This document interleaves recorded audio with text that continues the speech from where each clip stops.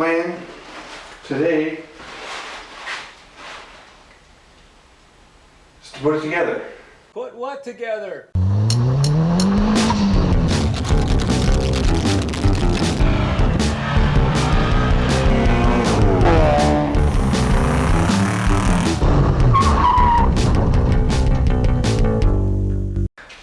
So we'll put that together. We'll put the flywheel, clutch, and everything on counterweight. We'll attach the transmission, and then for the first time in I think over 2 years now, I'm gonna put it in here. Yeah. All right. I feel like Steve Dolchich right now. Yeah.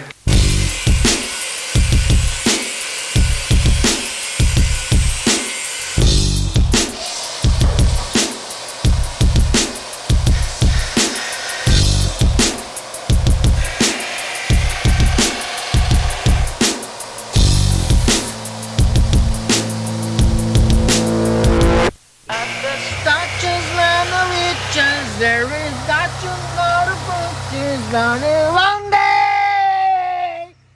So I tore apart the engine again because I got new apex seals that were going to be better for the higher horsepower.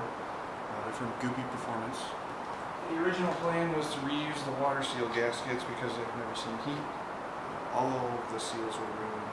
So now I have Pineapple Racing, their heavy duty water seal kits. So it's an X-type gasket, and I know a lot of people, they get this sort of gasket type in a cord length, and then they cut it and glue it. They actually do that a lot in the industrial applications, even in hydraulics, so it's plenty strong, but this is what we're going to use to put this all back together today. Yeah, we'll try to avoid getting metal shavings on. Yeah. Now, are these the NA rotors we're using again? Yep. Okay, we're not going with boosted rotors. We're not going with the turbo rotors. Mainly because I've convinced myself, originally I was going to go with C16 or some sort of race fuel, but after talking with a couple of rotary gurus, they recommended E85. They said for what I have bought already, that a race fuel would work fine, but if I were to go to E85, then I need to get a bigger fuel pump or 2 fuel pumps and bigger secondaries or bigger primaries. So we're going to have a little bit higher compression than what we would have with boosted rotors, but it should be all fine. And the turbo... There, I got one for free, so that's why I'm using it. Yeah, so that's why we have this big thing on our rotary. So here's the thing, it's the, as I heard in a Roadkill episode, it's the wrong turbo for the application, but it's the right turbo because it's cheap. Yes, but that's how most of the things we've been doing have been going. We got our, what was that, $100 transmission? Yep. Yeah, that's all back together if you saw the first episode, so that's cool. And now we're going to be rebuilding that turbo as well. And what I was getting to is we don't have to have a huge amount of boost, right? We can set it to have only so much to compensate for the fact that we've got more compression out of these rotors, right? Yeah, so that can be controlled with the wastegates using boost control solenoids. So yeah, one of the other reasons I had to take this apart was because I forgot to put a gasket on these legs. That was the main reason that I pulled it apart. It's because I had a brain fart. Or a real fart. I might have to cut that.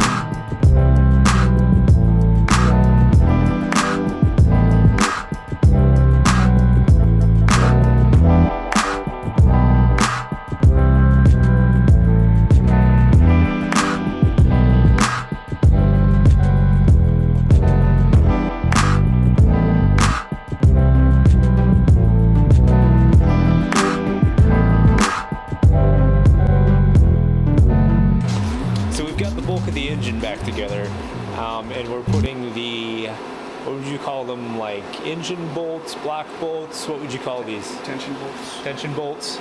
Okay, and so we got Studs. 16 of these tension bolts, which are studs now. We're replacing them with studs. Who'd you get them from, ARP or something, or? Yeah, or Turblone. Okay, and Turbo Source. will they just basically keep it a little more structurally sound? Yeah, they have more clamping force against all the irons. Okay. I think they are made by ARP. It said on the box that they came in, it said ARP. So we're still going to use 2 or 3 all on the outside? We're going to use the factory ones on the outside of the engine? Okay. They only replace the ones that are around the combustion area. Okay. I need to stop saying okay.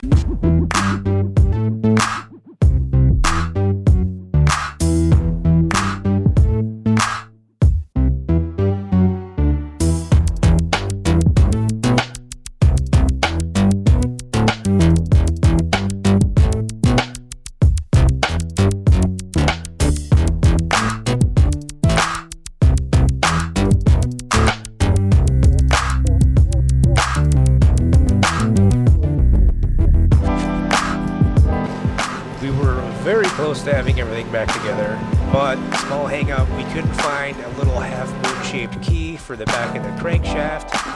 Spent the rest of the night looking for it, could not find it, so we had to order a new one. So we didn't get as far as we wanted to, but we got it back together.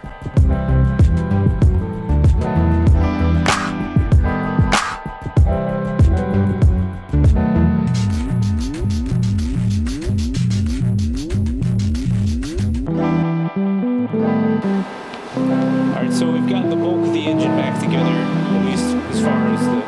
Alright. So we've got the...